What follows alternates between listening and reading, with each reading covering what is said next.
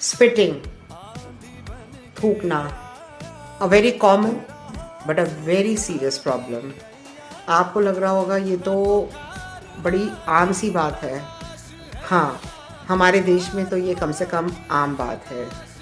Even Covid के दौरान भी मैं अनजान लोगों को टोक देती थी। हालांकि अपने घर के मेंबर से मैं डांट खाती थी, लोगों को पता था।